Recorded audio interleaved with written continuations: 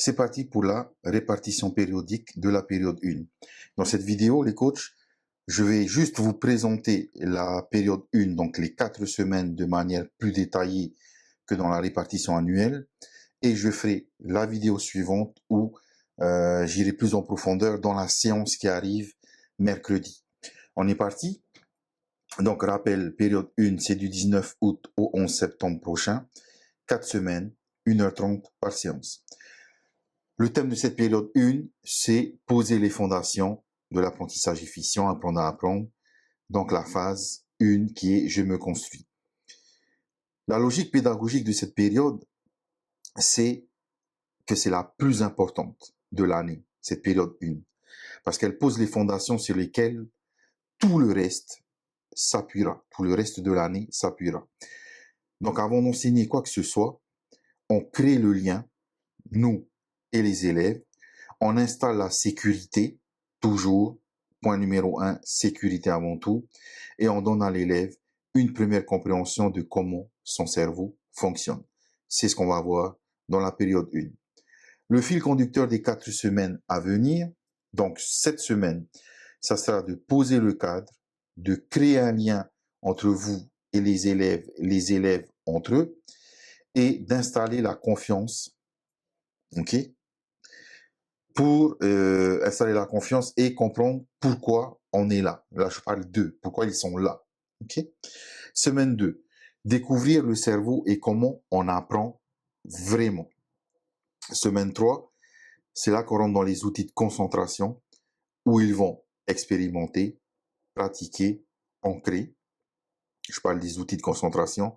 Et semaine 4, introduction au mind mapping, découvrir, créer, appliquer pour les plus grands.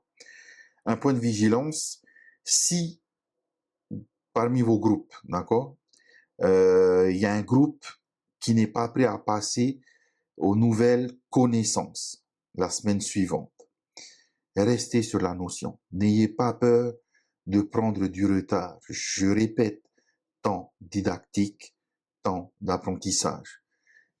Voyez l'âge, voyez année scolaire. Ne voyez pas cette séance, Jean-Guy ça, il faut que je termine ça. Pas du tout. Je préfère en mettre plus, que vous en fassiez moins, que de mettre moins et que vous vous retrouviez en fin de séance avec un trou de 30 minutes. C'est pour ça que je mets plus, d'accord? Mais si vous voyez que la notion prend du temps à passer, prenez le temps qu'il faut. Consolider vaut toujours mieux qu'avancer trop vite. On va faire d'abord une synthèse de la période 1, semaine par semaine. Cette semaine, donc, c'est l'accueil. On accueille les élèves. Ils arrivent pour la plupart, pour la première fois à la Mokai School.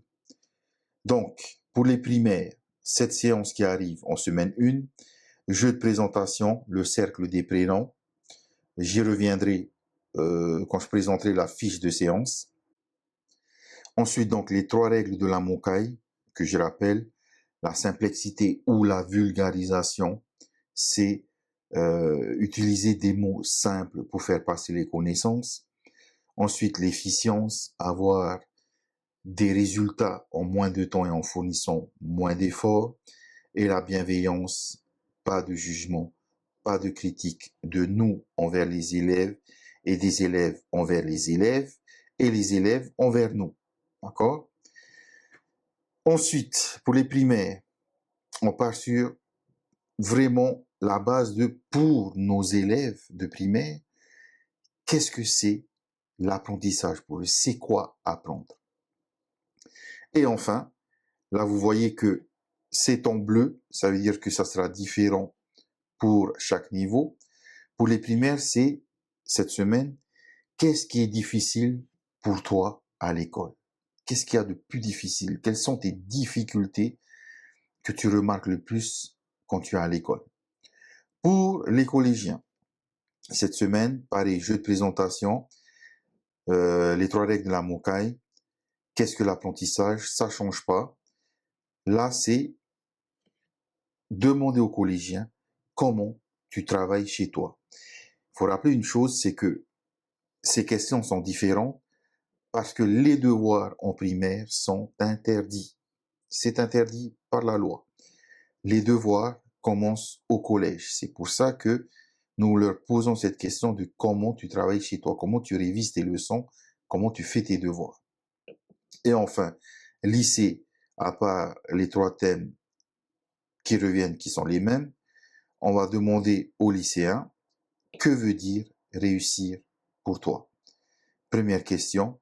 Et autre activité pour les grands, cette semaine, c'est vraiment qu'ils commencent à analyser leurs habitudes de travail. Est-ce qu'ils en ont ou pas? Et nous, on est là pour leur en donner. Semaine 2. Nous allons travailler, quels que soient les groupes, sur la neuroplasticité. Okay? Le fait que le cerveau se modélise, change, évolue, quel que soit l'âge. C'est ça la neuroplasticité, c'est qu'on peut apprendre à n'importe quel âge. Viendra ensuite, pour chaque niveau, l'hygiène de l'attention. Vous aurez compris, là on rentre dans l'importance du sommeil, les pauses, pourquoi on va mettre justement les pomodoro, les pomodori, etc., etc.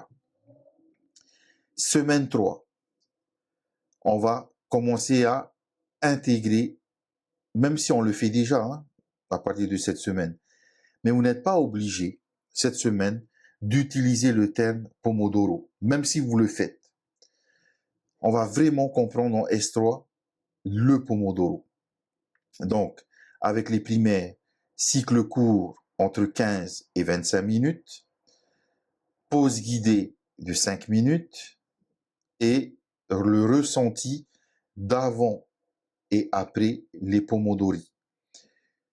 Ça, c'est nouveau également pour je parle bien des primaires. C'est quelque chose par rapport aux lectures que j'ai faites sur les dernières études en neurosciences. Les petits, ils tiennent, hein, on l'a fait, hein, je l'ai fait depuis 4 ans, en prenant les primaires le vendredi. Entre, je veux dire, 25 minutes, on le faisait. On peut essayer, avec les primaires, de raccourcir les pomodori. C'est à vous de voir. Vous essayez 25 minutes comme on a toujours fait. Et après, si vous voyez qu'il commence à décrocher à la 20e minute, faites une pause à la 20e au lieu de faire à la 25e minute. D'accord? C'est là où je vous laisse justement la liberté pédagogique. Faut pas abuser, faites pas 5 minutes de travail et 5 minutes de pause, et ainsi de suite. Là, le temps de rentrer dans le travail, le cerveau, il décroche, ok? Là, j'ai mis 15-25 minutes, c'est à tester. Essayez d'abord 25 minutes. S'ils tiennent les 25 minutes, restez à 25 minutes. Pour les collégiens, on intègre le pomodoro. Qu'est-ce que c'est? D'où ça vient? Donc, Francesco Cirillo. Ça sera précisé dans les fiches pédagogiques, dans les fiches de séance. Donc, c'est ça, hein, 25 minutes de séance et 5 minutes de repos. Mais là, on va essayer d'inclure avec les collégiens le fait d'instaurer ça chez eux. 25 minutes, je fais mes devoirs, je révise mes leçons et 5 minutes, je me repose. Essayez même, si possible, mais ça va être compliqué, hein. Ils sont à la 2e semaine, quoique. Au niveau collège, ils auront déjà fait une semaine, ils ont peut-être une leçon à apprendre déjà. D'accord? Donc, vous prenez une leçon, si vous avez 6e, 5e, 4e, prenez une leçon d'un 6e, c'est mieux de prendre en 6e, comme ça, 5e, 4e, ils peuvent suivre la leçon, il n'y a pas de souci. Si vous prenez une leçon de 4e et que vous avez des 6e, ça va être plus compliqué, hein? Ok? Et partage collectif à la fin. Pour les lycéens, donc, on intègre les rythmes circadiens, rythme optimal personnalisé selon leur rythme, et on va appliquer, du moins on va faire appliquer les pomodori et tous les outils de concentration, de l'hygiène de l'attention sur leur révision personnelle, voire même complexe. Ça veut dire sur une leçon difficile, est-ce que justement, je peux intégrer un Pomodoro. Pareil, faites, si vous avez des secondes, première terminale, prenez une leçon de seconde difficile et essayez avec les élèves d'en faire une synthèse, d'accord, en 25 minutes. Même si on n'a pas encore vu les outils, comment dire aux élèves, aux étudiants, comment vous feriez, quelles sont les choses les plus importantes dans cette leçon que nous devrions garder. Alors ça peut être, même si on n'a pas encore vu le mind mapping, mais ça peut être un brainstorming. Brainstorming, c'est on met toutes les idées en vrac sur l'écran, sur le tableau. OK? Et après, leur demander, voilà les informations importantes que vous avez sorties par rapport à la leçon. Comment on pourrait faire pour justement structurer toutes ces informations pour faciliter la mémorisation. OK? Même si on n'a pas encore vu le mind mapping. Et dernière séance, on rentre dans le mind mapping. J'ai bien dit mind mapping, j'ai pas dit webbing. Hein? La mind map. Alors pourquoi, depuis l'année dernière, on rentre d'abord dans les prises de notes via le mind mapping et non plus par le webbing? Tout simplement parce que si on commence par le webbing, les élèves voient directement l'efficience du webbing et ça les fait chier de faire un mind mapping alors que le webbing est beaucoup plus efficient. Nous, on veut leur donner plusieurs outils possibles. Donc, on commence par le mind mapping qui n'est pas la prise de notes la plus facile des trois, que ce soit webbing, mind mapping et sketchnote. Le mind mapping est la prise de notes la plus difficile des trois. C'est pour ça qu'on rentre par le mind mapping depuis l'année dernière. Quand ils auront fait le mind mapping, après, ils n'en veulent plus, ils sont libres. La plupart des élèves restent sur le webbing. Je rappelle le webbing, carte à bulles. OK? Pour les primaires, leur démontrer que le cerveau réfléchit, pense en arborescence, en araignée. C'est pour ça qu'on appelle mind map. OK? La mind map que vous pouvez utiliser pour intégrer ça avec les élèves de primaire, ça peut être une mind map sur la famille. Au lieu de faire un arbre généalogique, c'est de partir sur une mind map. Ou sur leur loisir. Vous allez me dire, mais Jean-Guy, tu as dit, c'est initiation au mind mapping pour les primaires. Oui, ça veut dire quoi? Ça veut dire que la mind map, vous pouvez la faire au tableau, vous, en même temps que les enfants, d'accord? Eux, ils sont là à l'oral, pour les enfants de primaire, et à la fin, leur laisser le temps de pouvoir recopier la mind map que vous avez fait. Là, c'est une initiation, d'accord? Ils sont pas à faire là tout seul. Vous faites d'abord en répondant aux questions, quel que soit le thème que vous aurez choisi, famille ou loisir. Et à la fin, grâce à ce partage à l'oral avec les élèves, vous aurez terminé une mind map au tableau et les élèves n'ont plus qu'à recopier. Pour les collégiens, donc, c'est comparer les listes et la mind map. Alors, liste, c'est plutôt les prises de notes linéaires. OK? C'est pour ça que je mets liste, c'est les prises de notes linéaires. Comparer déjà entre prendre des notes de manière linéaire et sous forme de mind mapping, quelle est la différence? Ensuite, avec les collégiens, on essaye de faire une mind map sur une leçon réelle d'un des élèves et de catégoriser, de mettre des critères sur ce qu'est une bonne mind map. Pour les lycéens, semaine 4, avant les vacances, on va plus en profondeur dans le mind mapping. Ça veut dire qu'ils sont grands, boum, on y va direct comme on fait toutes les années. Ils y vont, ils choisissent un sujet qu'on propose et on y va en même temps. Il y a le diaporama qui est déjà prêt pour les lycéens, c'est ce qu'on fait tous les ans. Ensuite, dès que c'est fait, s'il y en a qui finissent avant tout le monde, c'est essayer d'appliquer ça sur un chapitre d'une leçon d'un lycéen. Ok? Et pourquoi pas évaluer la mind map. Est-ce que les critères sont respectés? Voilà donc pour les 4 semaines qui arrivent. Et si on va plus en profondeur pour cette semaine, j'ai déjà donc mis les objectifs, le contenu, les outils à utiliser, les points de vigilance et les indicateurs de réussite.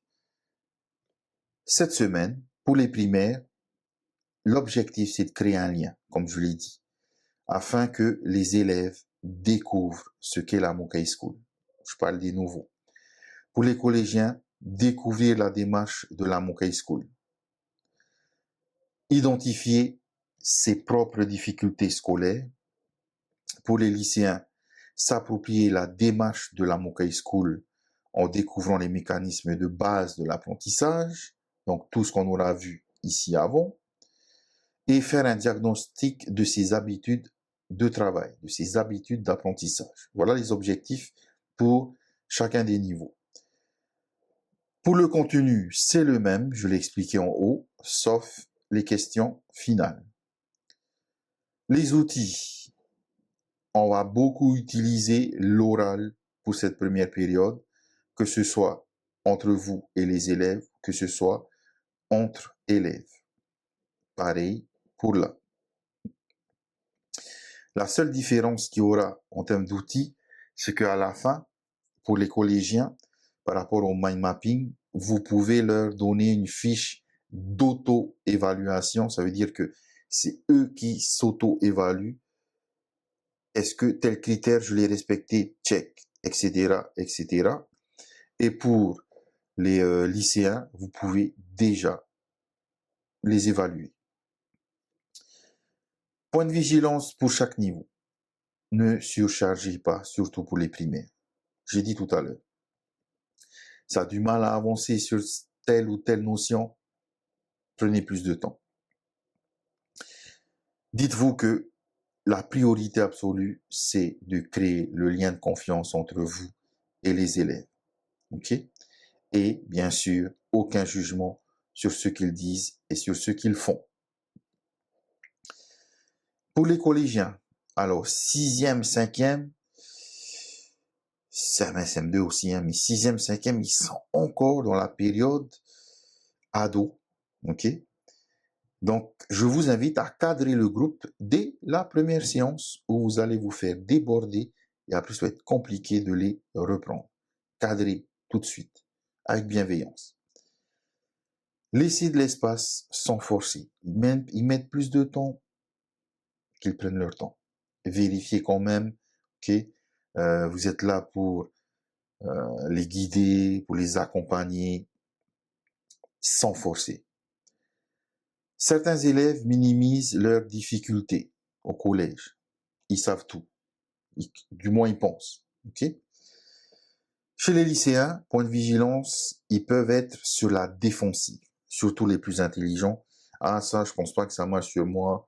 C'est normal. Vous aurez des élèves qui seront sur la défensive. Valoriser leur présence. C'est bien, tu es là. Ça veut dire que tu investis en toi. C'est la dernière ligne droite. C'est le lycée après. Peut-être que tu iras au travail. Peut-être que tu feras de longues études. Vous voyez, vous êtes là. Votre présence suffit.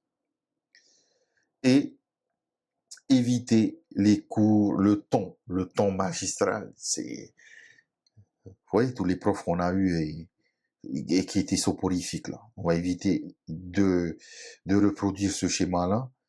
Soyez pépé, okay? Soyez en forme, voilà. Ne donnez pas les notions. Il y a rien de pire, excusez-moi du terme, mais il y a rien de pire que quelqu'un, je vais dire qu'un prof, hein, on va parler de prof. Il n'y a rien de pire pour moi qu'un prof qui se fait chier à enseigner. Il n'y a rien de pire. Donc, on va éviter de faire ça. Indicateur de réussite. Comment on voit, puisque je vous ai dit, soyez observateur. Comment on voit que l'élève, tel élève, est sur la bonne voie ou pas. Critères de réussite pour les primaires, c'est les élèves, ça se voit. Ils parlent librement. Ils sont pas stressés, ils n'ont pas peur. Ça, c'est un critère de réussite. Autre critère de réussite, c'est quand vous voyez un élève qui repart avec le sourire, content d'être venu. C'est un critère de réussite. Et le summum, c'est un élève qui dit « j'ai hâte de revenir la semaine prochaine ». Vous entendez ça, ou vous voyez ça, le sourire, un enfant qui dit « je veux revenir, j'ai hâte de revenir la semaine prochaine » ou à mercredi prochain ou à vendredi prochain, vous avez tout gagné. Okay? Pour les collégiens, le critère de réussite, c'est quand vous voyez que l'élève comprend pourquoi il est là. Vous voyez, il sait pourquoi il est là. Et il n'est pas là en se disant « qu'est-ce que je fous là ?» C'est un critère de réussite pour les collégiens, c'est le groupe est respectueux. C'est un critère de réussite. Et à la fin de la période, c'est quand un enfant, quand un élève identifie au moins une vraie difficulté qu'il a. Des fois, on ne sait pas qu'on a telle ou telle difficulté. Quand un enfant, un élève identifie la difficulté, on peut travailler dessus. Tant qu'il n'identifie pas, on peut rien faire. Pour les lycéens, c'est des élèves qui posent au moins une question. Tu as des lycéens qui sont là, qui parlent pas du tout, on en a eu. Hein. Là, il faudra aller tirer les verres du nez pendant les pauses, okay, pendant l'accueil, quand ils arrivent avant l'heure, tout. Viens, j'ai envie de te parler. Et là, je peux parler de, comment il s'appelle? Je sais plus, j'ai plus son nom. Il avait son petit frère en primaire avec nous l'année dernière, et lui, il était en 3e, et il a passé donc son DNB l'année dernière. J'ai plus son nom. Donc, un élève qui pose des questions, c'est un critère de réussite. Un élève qui complète son autodiagnostic honnêtement est un critère de réussite. Il voit où sont ses difficultés. Et un élève qui repart avec une intention claire. Voilà, tac, je dois travailler ça cette semaine, je dois faire ci pour m'améliorer. Critère de réussite. Voilà pour cette vidéo qui présente la période 1. Dans la prochaine vidéo, nous irons sur la fiche de séance, donc la séance de mercredi qui arrive. Mokai.